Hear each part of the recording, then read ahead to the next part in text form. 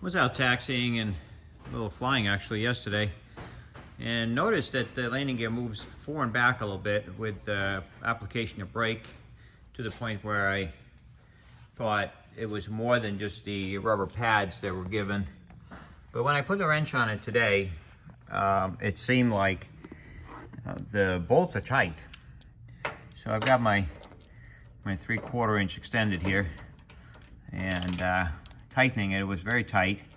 And even now, like loosening it, it just seems like it's tighter than it should be.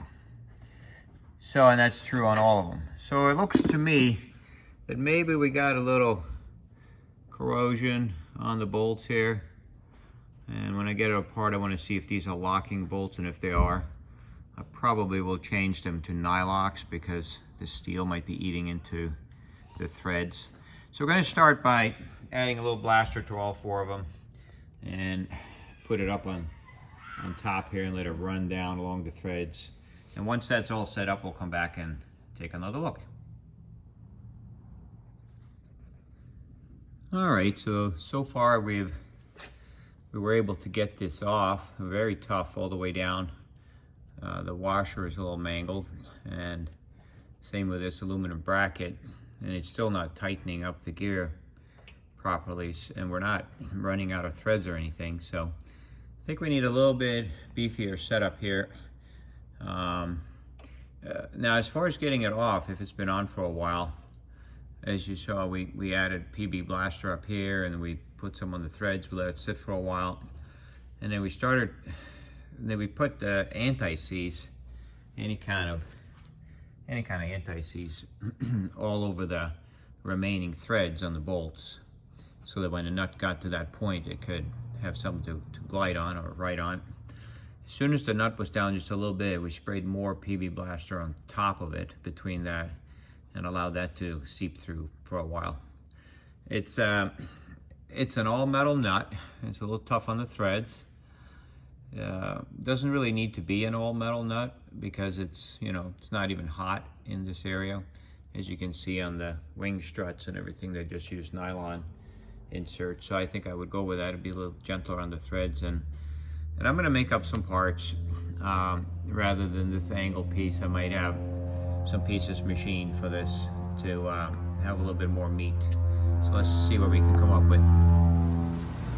All right, so rather than reusing this little aluminum piece, which obviously is economical, didn't seem to be strong enough on our airplane.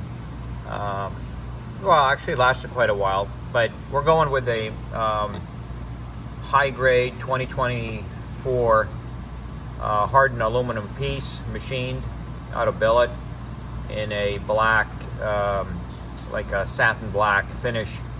And we'll just put those on our shopping cart in case somebody else wants it.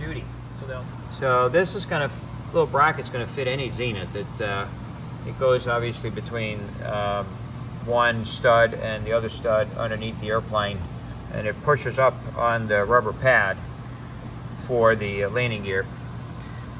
We just added a couple more things to it. We've got a couple of tapped holes here for an AN3 bolt in case you want to put an ADAL clamp to add your brake lines, or you can feed your brake lines through these holes here, depending on which way you orient this piece.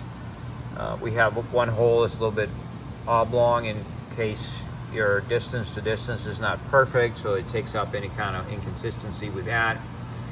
Decided to go with 2024 T4 aluminum. That's all around, a lot of times people say 60-61 is like aviation grade, which, it's only got 35 PSI or 1,000 PSI of tensile. The 2024 is what you'd find in any kind of aluminum or aviation hardware and all that. So that's the alloy we're using. So it's been close to 900 hours on this airplane.